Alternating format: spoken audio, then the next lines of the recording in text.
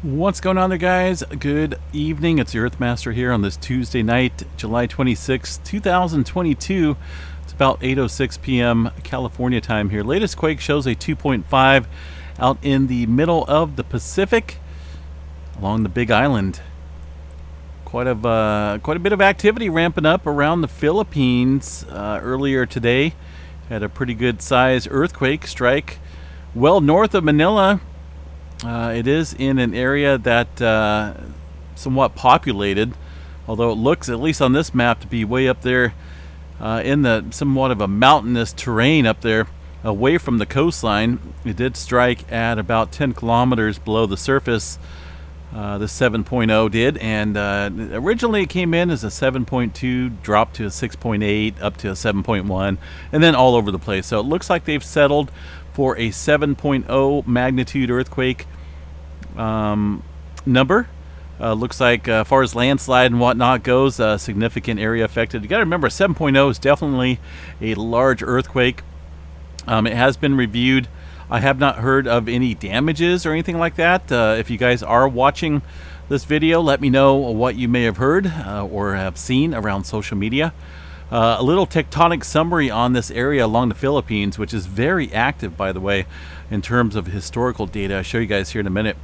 On July 27th, of course, that's going to be the UTC time, a magnitude 7.0 earthquake occurred in the northwestern portion of the island of, what is that, Luzon? Forgive me if I have pronounced that wrong, in the Philippines. The earthquake occurred at shallow depths there, approximately 10 kilometers, and was a result of oblique reverse faulting. Initial analysis indicates that the earthquake occurred on oblique reverse fault, either striking to the north or northwest. That would explain this fault plane solution right there. The earthquake depth, mechanism, and location are consistent with the earthquake having occurred in the Philippine Sea plate above the Sunda plate. The Sunda plate, did I say Sundra? Sunda. Looks like plate subducts eastward beneath Luzon, with the plate boundary located off the western coast of Luzon area. So there's a lot of complexity here, and they mention that word quite often because this is a dangerous area. It's surrounded by trenches. A lot of squeezing of the Philippines take place in this area, and they've had some damaging earthquakes, a lot of damaging earthquakes. Here is I just kind of pulled up the last 122 years or so of earthquake activity in this area of the Philippines, just specifically around this area of the Philippines. And the last 7.0 to hit the Philippines area was 1999. Just for this area. Now, I didn't include areas down south here, but just specifically where we've seen this 7.0 strike today. So 1999 had a 7.3 a little bit further to the southwest here. And then some other areas very close to where we've seen that 7-pointer hit today. We had one strike back in 1938, 7.1, and also 1949, a 7.2. So kind of filling in the gaps a little bit there, right? You know, these little blank spots eventually fill in over time. But definitely pretty active. Looks like, at least for this area, the largest I've seen on this map was a 7.7 back in 1990, a lot closer to the Manila region. Of course, this one down here close to that area struck in 1937. Super duper close here within the region for that 7.6. Now, this earthquake that we've seen today makes the fourth 7-pointer of the year. I pulled up the 7.0 and above over the last year or so, and since January of this year, it marks the fourth 7-pointer. Prior to that, we had a 7.2 in Peru, in the Southeast Loyalty Island area, and also Japan. And then, of course, we had quite the activity last year with a bunch of 8s and some 7s. We haven't seen any 8s yet. We have not seen any 8s, but that's not out of the question, right? They do occur, seems like, at least once a year, maybe once every other year. So we'll see if we skip this year. I doubt it. Okay, so a couple aftershocks here occurring, which is expected, right, during a very large earthquake. At least we got a 4.9 and a 4.7, and I'm sure there's many, many others that are being included in here. Just as if you were to see a 7.0 in Southern California or anywhere else, we'd always see a bunch of aftershock activity. So we're only looking at 4.0 and above, and I don't even know if the USGS is reporting all of that for aftershock activity. The aftershocks are consistent there with the depth of the main quake, but still, you know, you got to watch this area. It has been relatively quiet here. Of course, we had activity with the volcano in Japan here a couple days ago, spewing some rocks out 1.5 miles away from the volcano. And for the most part here, this area has been relatively quiet. We did see a pretty good swarm. If you guys remember, we've seen a significant swarm of earthquake activity throughout this portion of the Philippine plate here, just on the East China Sea region off the coast of Taiwan. Remember, a bunch of 5s, a bunch of 6s here a month or so ago. So all of this kind of filling in. We did see a lot of activity here as well. And this is kind of the quiet spot. So things, you know, eventually they do fill in. And that's what we've seen today with this 7-pointer. Now the question is, what did that do? What did that do for the plate adjustment? Well, if you look over here, shortly after the 7.0 and the 4.9, we started getting a return of deep earthquake activity here south of the Fiji Islands area. The way the plates move here in this specific direction, most of the activity here is moving to the west-northwest here with the Pacific plate, putting a lot of strain on the Philippine plate here, the Mariana Islands, and areas along the western portion of the Philippine plate. So we're getting a little bit of filling in deeper movement down here back, well, obviously way back behind here along this area of the Tonga Trench and the Fiji Islands area. I've always said that this type of activity reduces quite a bit of stress here along the western coast and also South America region. And right now there's not a whole lot going on along the western states. So with this activity, definitely have to watch further areas to the west.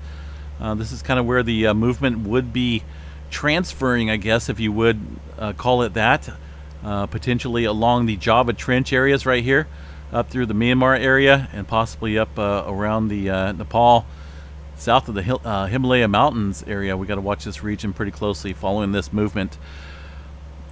Some of this earthquake activity is actually the majority of this some older activity prior to the 7-pointer, so not a whole lot of new movement yet, but I would definitely keep an eye on that area with the way the plates tend to, the way the door tends to swing in that direction. New Zealand area did see some activity. Remember, all this deeper movement here definitely will be putting quite a bit of strain up here along the Tonga Trench as well. Deeper activity does tend to do that. We did have a 5.0 in the Gisborne, New Zealand area. This one was earlier this morning. We haven't seen any further activity according to the USGS here on this map, but something to watch for sure. Not a whole lot going on through South America. The Middle America Trench, of course, EMSC showing continual swarming. This is very typical on the EMSC model. I'll go ahead and bring in the EMSC map here real quick, and I'll show you guys kind of what I'm chatting about. I keep forgetting to download that whiteboard marker where I can draw on my screen here, so I can kind of show you guys what I'm talking about. I keep getting distracted. All right, so let's zoom in real quick here to the Philippines area and check out what the EMSC is reporting for aftershock sequences here. And let's see, there's that 7.1. Yeah, these guys are only reporting roughly about the same that the USGS is reporting there. So a little bit more activity on the New Zealand side here with the EMSC model. Looks like some 3s and 4s in the mix as well. There's that swarming I'm talking about. Very consistent with the major plate boundaries as such, Middle America Trench and the Peru-Chile Trench. Now let's go ahead and check out the West Coast activity real quick. We're going to drop down the all magnitudes and see what we got. As far as recent activity goes, I kind of like to look at the plate tectonics after a major quake and see what has it done. Where did the pressure go? Where is it relieving pressure? And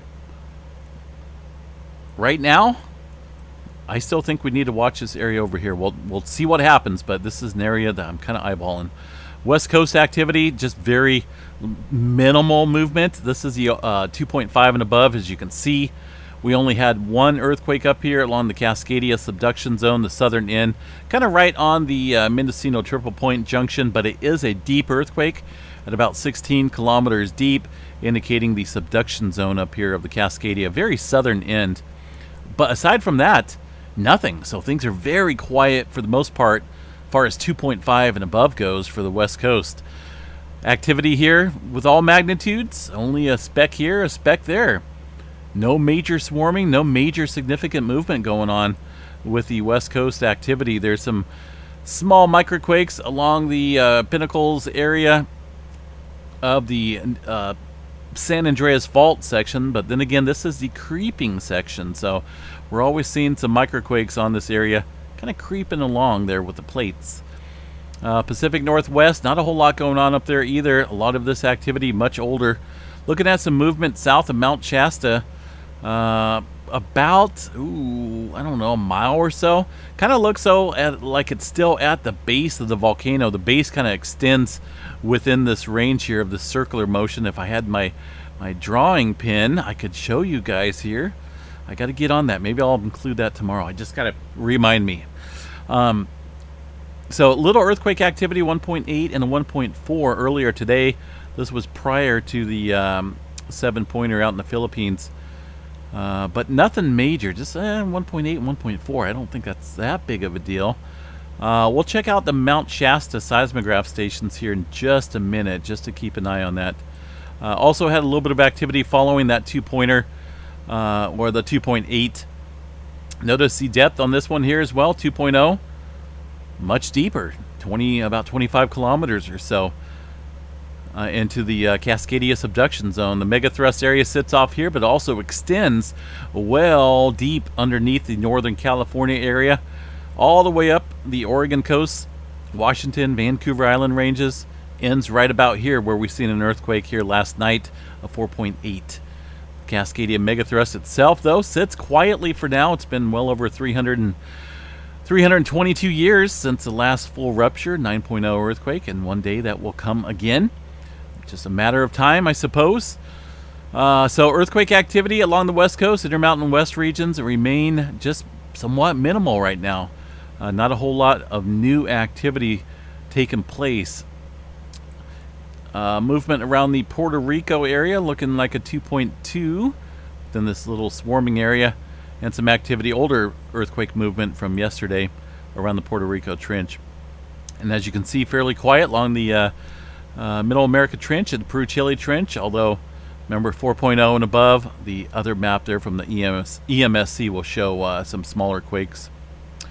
What do we got going on in Alaska? A little activity, although nothing showing up here in the red. Not a whole lot of movement there right now.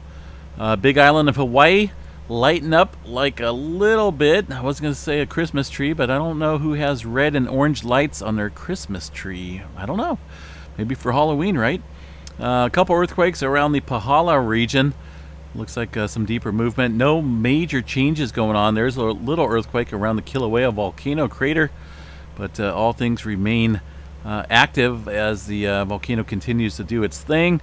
No major uprising, though, of any other volcanoes. Let's check out the Tremor map tonight along the Cascadia. Tremor map is going to be showing us movement into the Cascadia subduction zone. Not earthquake movement, but vibrational movement between the two plates here. Kind of like a slow, the best way I could describe it is a slow shoving down of the plate. Now earthquakes release, kind of like release pressure in a sudden jolt. This tremor is recorded in low frequency vibrations as the Juan de Fuca plate is being shoved underneath the North American plate, so it's always creating this beautiful tone, so to speak. And that's what these are. These tremors are tones that are being picked up here along the Cascadia. Looking at 92 epicenters of tremor tonight. Not a big deal. No major changes noted there currently at the Cascadia mega thrust area.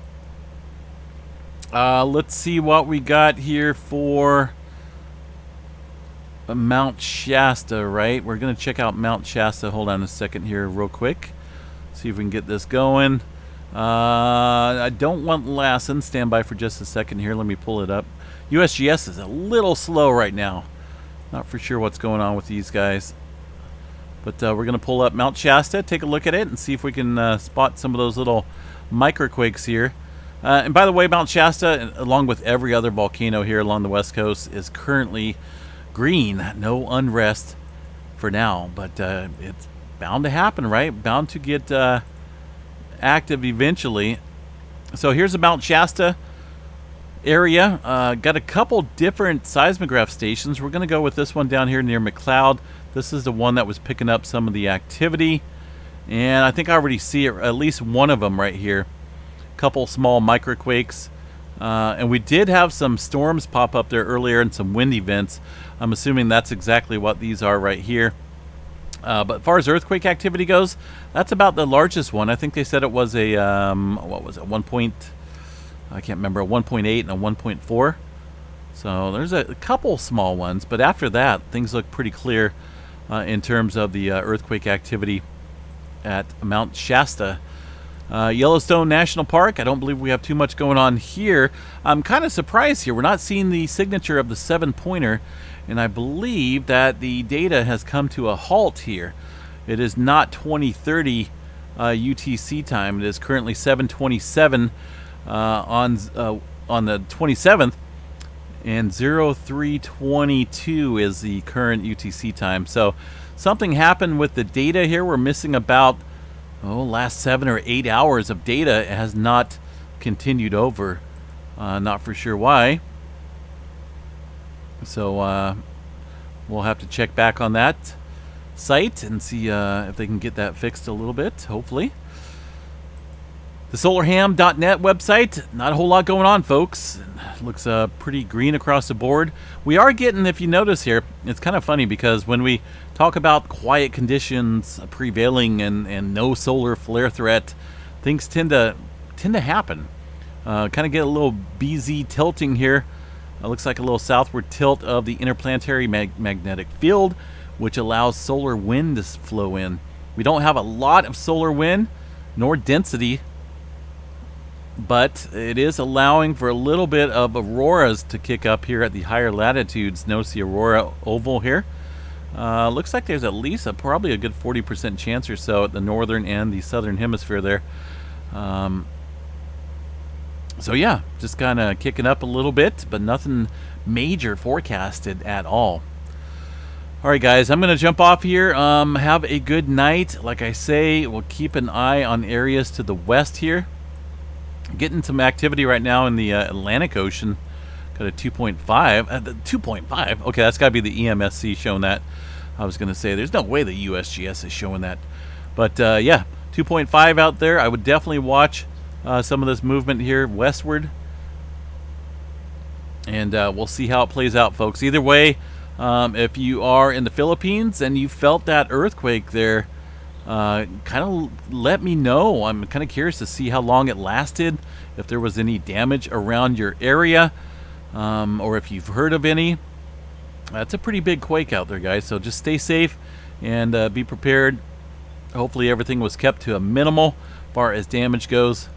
All right, guys, have a good night. Stay safe out there. We will chat you guys a little bit later on. Peace out, everyone.